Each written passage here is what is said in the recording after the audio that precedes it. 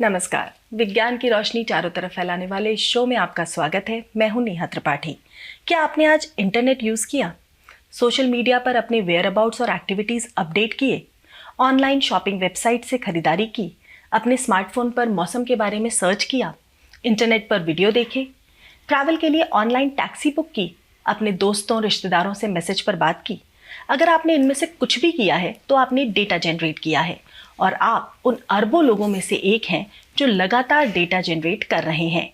Data शब्द हमारे जीवन में रच बस गया है। एक तरह से देखा जाए तो हर तरफ से हम पर डेटा फायरिंग होती है और हम इस डेटा साइंस से अनजान ये सब इंजॉय करते रहते हैं।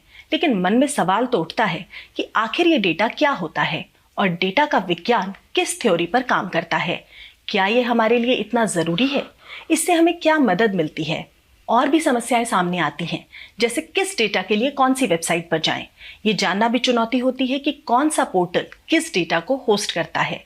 अक्सर ये डेटा पीडीएफ फॉर्मेट में उपलब्ध होता है और विश्लेषण के लिए पीडीएफ फॉर्मेट से डेटा निकालने में घंटों लग जाते हैं। ऐसी चुनौतियां आपके और मेरे सामने भी आए दिन आती रहती हैं। तो आज मैं आपकी तरफ से यहाँ बहुत सारे सवालों की लिस्ट लेकर बैठी हूँ और इनके जवाब हम लेंगे हमारे साथ स्टूडियो में मौजूद सीनियर डेटा साइंटिस्ट और इंडियन स्कूल ऑफ बिजनेस में data technology and public policy विषय के प्रोफेसर डॉक्टर अविक सरकार से। आप नीति आयोग में डेटा एनालिटिक्स सेल के प्रमुख भी रह चुके हैं।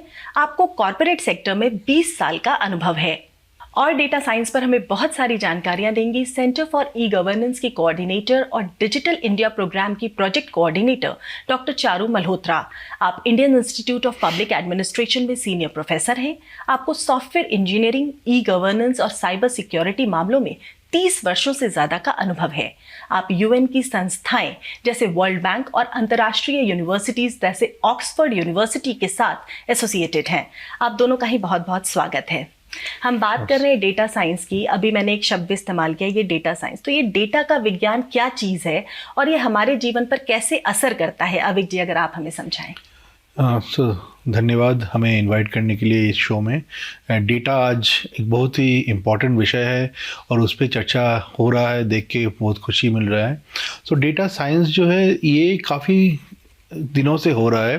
पहले इसको स्टैटिस्टिक्स बोला जाता था, काफ़ी युगों से हो रहा है। तो काफ़ी अब 100-200 साल पहले भी देखेंगे। सो स्टैटिस्टिक्स का काफ़ी इस्तेमाल होता था देखने के लिए कि एक देश में, एक ज़िले में कितने लोग रह रहे हैं। सो वो काफ़ी दिनों से हो रहा था। अभी रिसेंटली क्या हुआ है, जैसे आपने बताया, आईटी की वजह से गवर्नमेंट्स, दुकानें और हम लोग काफ़ी ज़्यादा डेटा जनरेट कर रहे हैं। तो उसकी वजह से काफ़ी डेटा का वॉल्यूम बढ़ गया है। और जो कंप्यूटर साइंस के जो लोग हैं वो भी इस फील्ड में काफ़ी इंटरेस्ट शो कर रहे हैं, बिकॉज ये आईटी फील्ड से जुड़े हुए हैं। तो आईटी तो उनका फील्ड हो गया, तो कंप्यूटर साइंस के लोग भी इसमें अभी जुड़ गए हैं। तो ये दोनों फील्ड जो स्टैटिस्टिक्स, आईटी और कंप्यूटर साइंस से सब मिलके डेटा साइंस का फील्ड आया है। ये पॉपुलर क्यों हुआ अभी? क्योंकि आज हमारे पास एनालाइज करने के लिए काफ़ी मात्रा में डेटा है जो ऐप जनरेट कर रहे हैं। जो आप कोई भी शॉपिंग करने जाएंगे तो ऑनलाइन शॉपिंग, या तो कोई स्टोर में भी शॉपिंग करने जाएंगे, उसका डेटा डिजिटल फॉर्मेट में स्टोर होता है जिससे आप उसका एनालाइज कर सकते हैं। और एनालाइज करने के लिए जो मेन चीज़ें चाहिए, जैसे डेटा को स्टोर करने का जो खर्चा है, जो आप एक अनुमान है कि 1 गीगाबाइट स्टोरेज का 1980 में अबाउट $500,000 का रेट था। वो अभी 2 सेंट्स, मतलब ऑलमोस्ट लाइक कुछ पैसे हो गए उसका रेट। तो data, huge volume of data को स्टोर करने का जो खर्चा है बहुत कम हो गया है। और एक विषय जो है कि ये इतने बड़े मात्रा में जो डेटा रहता है उसको प्रोसेस करने के लिए हाई प्रोसेसिंग पावर वाले कंप्यूटर्स की ज़रूरत होता है, जिसको पुराने दिनों में और आज के दिनों में सुपर कंप्यूटर्स बोला जाता है। सुपर कंप्यूटर्स क्या होता है कि बड़े मात्रा का डेटा को कुछ ही समय में प्रोसेस कर सकते हैं। तो अब पुराने ज़माने में देखेंगे, लाइक 20-30 साल पहले ऐसे मात्रा के सुपर कंप्यूटर्स, जिसमें सपोज 30 GB या तो 100 GB रैम वाला मशीन्स सिर्फ कुछ इंस्टीट्यूट्स या तो वेदर प्रोसेसिंग डिपार्टमेंट, जो मेट्रोलॉजिकल डिपार्टमेंट है, उनके पास होता था। नॉर्मल लोगों के पास, नॉर्मल स्टूडेंट्स के पास नहीं होता था ये सब चीज़ें। क्लाउड सर्विसेज आने के बाद क्या हुआ है कि हम लोग ये सब हाई मात्रा के रैम वाले मशीन्स को सब्सक्राइब कर सकते हैं। हमें 1 महीने के लिए चाहिए, मैं सिर्फ 1 महीने के लिए उसको सब्सक्रिप्शन मॉडल पे ले सकता हूँ, फिर बंद कर सकता हूँ। तो ये बहुत आसान हो गया है। तो ये 3 चीज़ें, एक है कि डेटा का वॉल्यूम बढ़ गया है, स्टोरेज का कॉस्ट कम हो गया है, और जो क्लाउड एस्पेक्ट है उसका इम्पोर्टेंस आ गया है। The other thing is that, और एक चीज़ जो है स्टेटिस्टिक्स, कंप्यूटर साइंस और IT, ये तीनों फील्ड के लोग एक साथ मिलके अभी डेटा साइंस के फील्ड को आगे बढ़ा रहे हैं। हम जैसे गवर्नमेंट बॉडीज की भी बात कर रहे हैं, तो सेंटर फॉर ई गवर्नेंस या डिजिटल इंडिया प्रोग्राम जो आप देखते हैं, वो किस तरह डेटा साइंस का उपयोग कर रहा है, और इससे मतलब आम आदमी यानी मुझे या जो लोग हमें देख रहे हैं उनको किस तरह का फायदा होगा? देखिए, आम आदमी की जो मेन जिंदगी है वो गवर्नेंस के ठीक डिसीजंस के ऊपर निर्भर है। बिल्कुल। और ये डिसीजंस एक या तो एडहॉक हो सकते हैं, जो आपकी या मेरी, अगर हम गवर्नेंस में हैं, हमारी बाइसेस के ऊपर, हमारी मनमर्जी के ऊपर, और दूसरा जो है जिसमें डेटा मदद कर रहा है वो है जो डिसीजन मेकिंग हम डेटा के बेस पे करते हैं, समझदारी के साथ पुराने डेटा को समझकर, जैसे इन्होंने बात की टेक्निक्स यूज़ कर कर, उसे कहते हैं प्रिडिक्टिव डिसीजन मेकिंग। तो ये जो प्रिडिक्टिव डिसीजन मेकिंग है, इसको हमारी भारत सरकार डिजिटल इंडिया प्रोग्राम आने के बाद 2015 से काफ़ी बड़ी मात्रा में यूज़ कर रही है। आपने पूछा आम आदमी का अगर आप एग्जाम्पल लीजिए, इंडिया में सबसे ज़्यादा बड़ी समस्या करप्शन की ही रही है। करप्शन को दूर करने के मतलब है हमें जो टैक्स इवेडर्स हैं, जो ब्लैक मनी करते हैं इकट्ठे, उनको पकड़ना या उनकी जांच करना। तो 2017 में प्रोजेक्ट इनसाइट करके भारत सरकार ने शुरू किया था अभियान, जिसमें टैक्स इवेडर्स को हम डेटा के माध्यम से पकड़ पाए थे। कम से कम 5000 एंटिटीज जो कि डी रजिस्टर्ड थी, अब डेटा कलेक्ट करके उनकी पूरी जांच पड़ताल करके हम लोग पकड़ पाए हैं।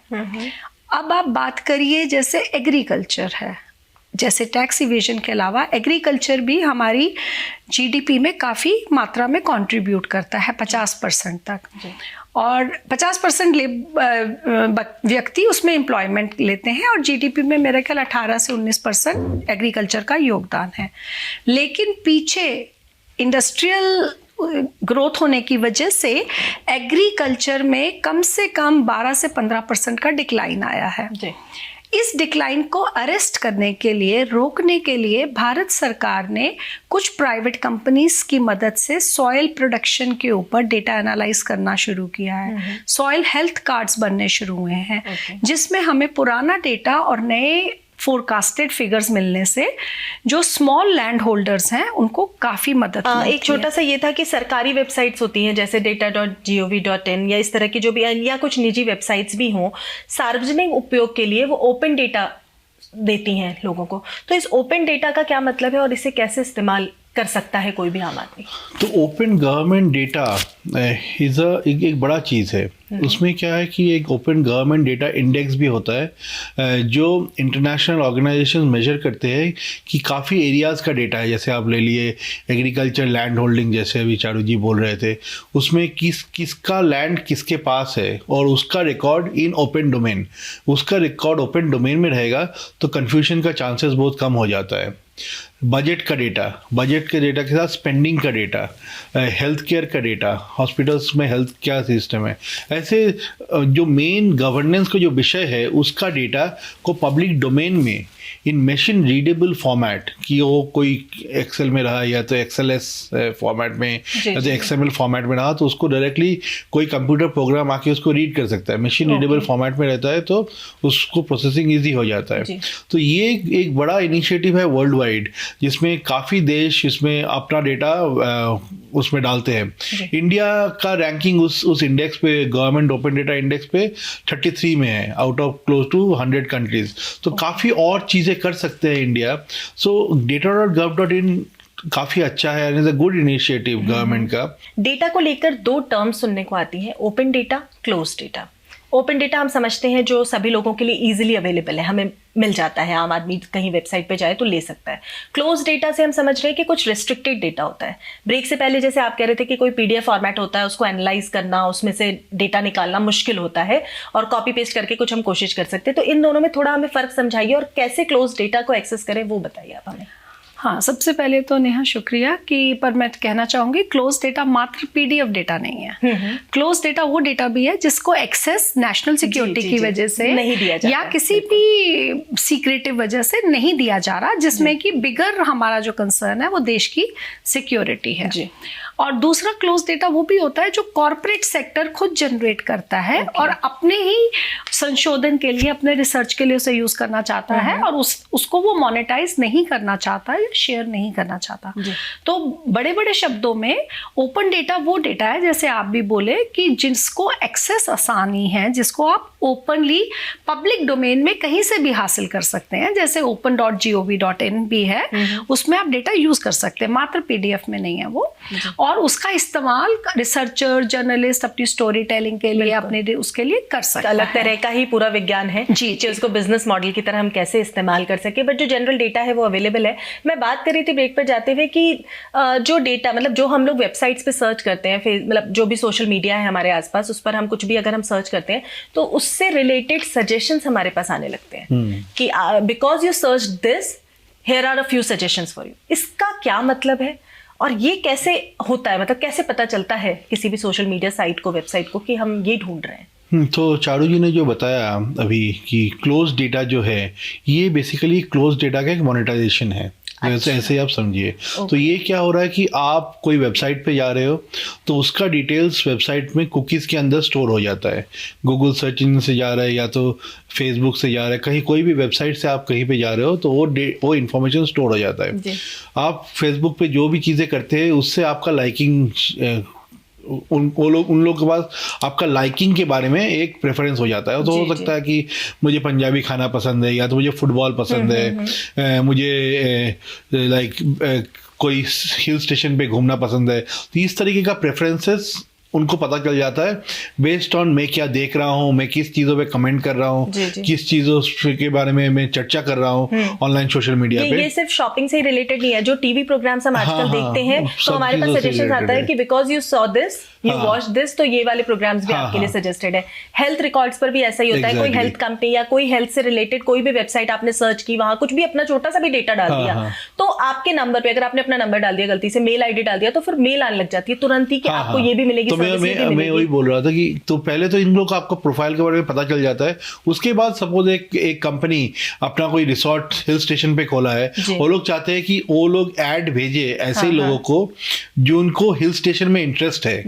तो ये जो गूगल प्लेटफॉर्म है, गूगल के पास ये डेटा है, गूगल को पता है कि ये 50 या 100 लोग हैं जिनको हिल स्टेशन के बारे में, हिल स्टेशन में जाने का इंटरेस्ट है और हिल स्टेशन अच्छा लगते हैं। तो ये जो एडवर्टाइजमेंट, वो जो कंपनी जो नया रिसोर्ट खोल रहा है उनसे एडवर्टाइजमेंट का पैसा गूगल लेता है और फिर ये एडवर्टाइजमेंट सिर्फ उन्हीं 100 लोगों को दिखाएंगे जिनको हिल स्टेशन में इंटरेस्ट है। तो ये मोनेटाइजेशन गूगल और फेसबुक काफ़ी करते हैं। उनका जो मेन वैल्यूएशन है, उनका सर्विसेज फ्री है, उनका मोनेटाइजेशन मॉडल यही है, एडवर्टाइजिंग के मॉडल।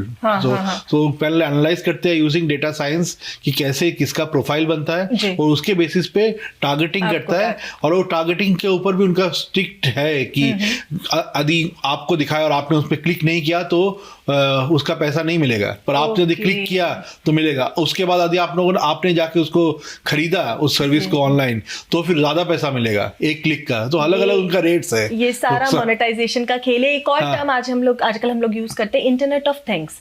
जैसे हमारे आसपास जितने भी डिवाइसेस होते हैं वो स्टैंड बाय मोड पे होते हैं, हम जनरली ऑफ नहीं करते। हमारे कंप्यूटर्स हैं, टेलीविजन है, कुछ भी स्टैंड बाय मोड पर हम रखते हैं, तो उससे भी डेटा जनरेट होता रहता होगा लगातार। इसी तरह अगर मैं बात करूं कि कुछ ऐसे साउंड सिस्टम्स हैं, जो स्पीकर्स हैं, जो साउंड को ट्रैक करते हैं, कुछ में कैमरा भी लगा होता है, या हमारे सिक्योरिटी कैमराज हैं वो ऑफ तो होते नहीं, पूरे टाइम स्टैंड बाय पे होते हैं। तो ये लगातार इस तरह के डेटा जनरेट हो रहे हैं, इसका स्टोरेज, इसका मैनेजमेंट, ये बहुत बड़ा इशू होगा चारू जी।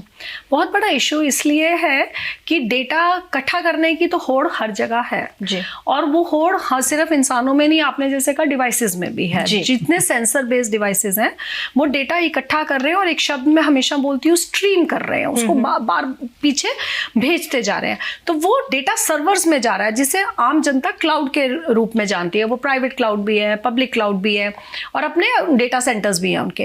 लेकिन सभी डेटा इस्तेमाल नहीं होता, ये बात हमें समझनी है। जी जी। धीरे धीरे उस डेटा को मैक्सिमाइज इस्तेमाल करने के बिजनेस मॉडल बन रहे हैं, लेकिन सभी डेटा अभी सरकार या कॉर्पोरेट सेक्टर नहीं करती, तो काफी डेटा धीरे धीरे डाइज अ नेचुरल डेथ, अपने आप मरना भी शुरू हो जाता है। और एक चीज और, मोनेटाइजेशन की जब बात हो रही थी, गवर्नमेंट ऑफ इंडिया ने इकोनॉमिक सर्वे 2019 में जनता की वेलबींग के लिए डेटा मोनेटाइजेशन अलाउ की थी।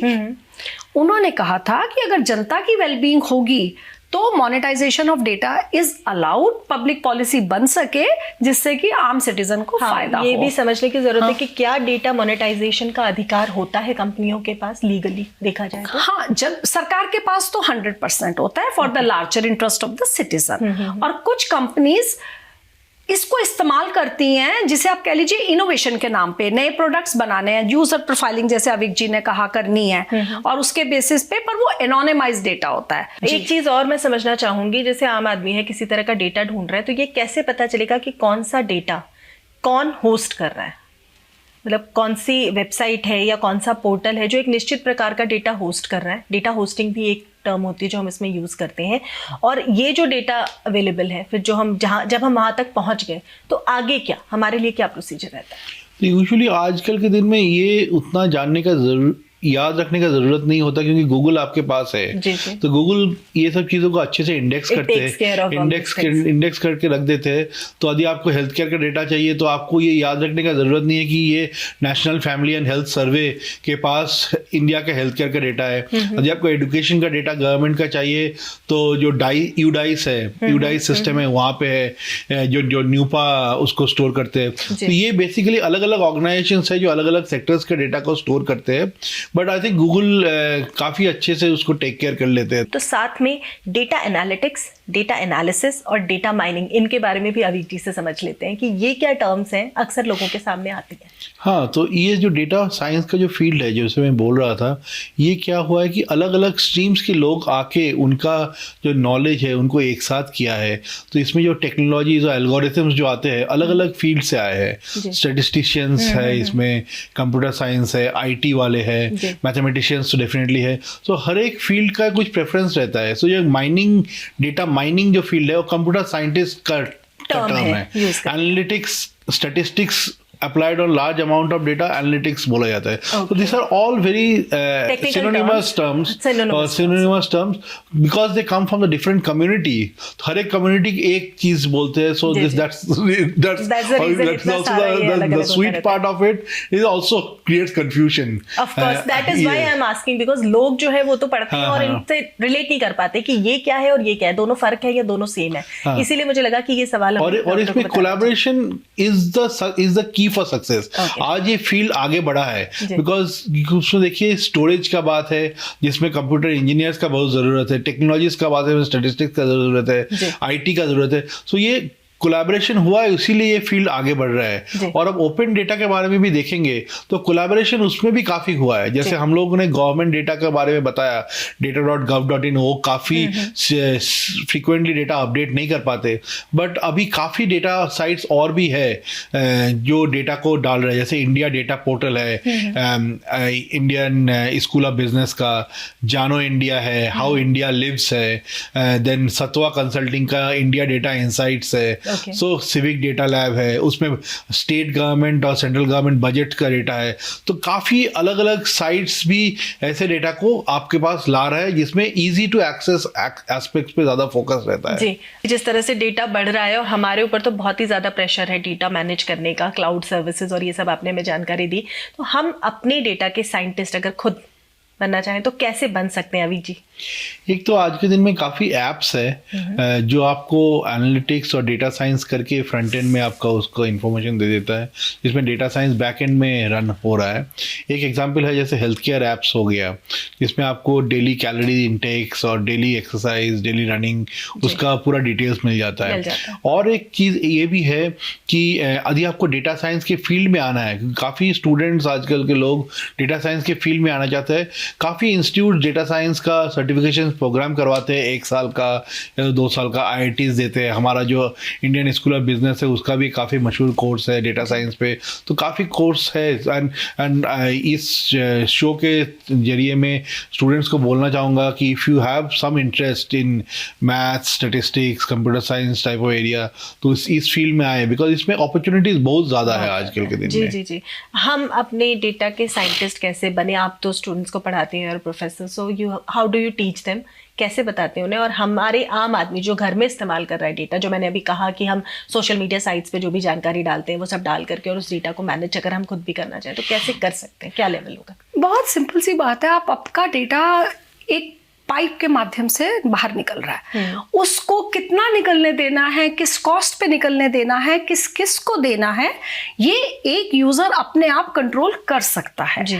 और इसको कंट्रोल करते हुए उसको मोनेटाइज करने की भी संभावना अब है, जो कि हमें बहुत सून रेगुलेटरी फ्रेमवर्क ऑफ इंडिया से भी मिलेगी, जैसे कि पर्सनल डेटा प्रोटेक्शन बिल जो हमारा 2009 का एक्ट बन रहा है, 2019 का, वो बताएगा। जी जी। तो ये तो हमारा एक यूजर का इंडिविजुअल जिम्मेवारी भी आ जाती है, पर उसके लिए कुछ डेटा फैसिलिटेटर्स और डेटा अवेयरनेस के कैंपेन्स ये भी सरकार लॉन्च करेगी। जी जी जी। एक टॉपिक जो रह गया वो मैं ये समझना चाह रही हूँ कि सरकारी वेबसाइट्स हो या जो भी निजी वेबसाइट्स हो, वो डेटा कलेक्ट करती हैं, ठीक है। ये डेटा बहुत बिखरा हुआ होता है, मैं जहाँ तक इसको समझ पाई हूँ, इतना पढ़ के या आप लोगों से बात करके, बहुत बिखरा हुआ होता है। तो मेरे लिए या हमारे जो दर्शक हैं उनके लिए या जो रिसर्चर्स हैं, शोधकर्ताएं हैं, उनके लिए इनका विश्लेषण, इनका विजुअलाइजेशन बहुत ही मुश्किल होता होगा। हमने ये समझा कि इसको कैसे हम कॉपी कर सकते हैं या इसको निकाल सकते हैं इस डेटा को, स्टिल ये सरकारी डेटा का एक्सेस जो है वो बहुत बड़ी चुनौती है, या निजी वेबसाइट्स का डेटा ज़्यादा मुश्किल होता है? नहीं, चुनौती तो देखिए दोनों तरफ से आ भी रही है और नहीं भी आ रही। अगर आप सरकारी डेटा देखिए तो open.gov.in जो हम बार बार कर रहे हैं वो अवेलेबल है, लेकिन मैं आपसे यहाँ बहुत ही सहमत हूँ कि डेटा अभी भी साइलोज में पड़ा हुआ है। जो जितनी भारतीय सरकार के डिफरेंट डिपार्टमेंट्स हैं, वो हर कोई अपना फॉर्मेट अपने तरीके से अपने फोर्ट के अंदर, अपने किले के अंदर अपना डेटा प्रोटेक्ट करके रखते हैं। और डेटा इंटरऑपरेबिलिटी अगर वो चाहते भी हैं कि एक डेटा दूसरे डेटा से बात करे, तो वो बात करने की फॉर्मेट नहीं है, क्षमता नहीं है, इंटरऑपरेबिलिटी नहीं है।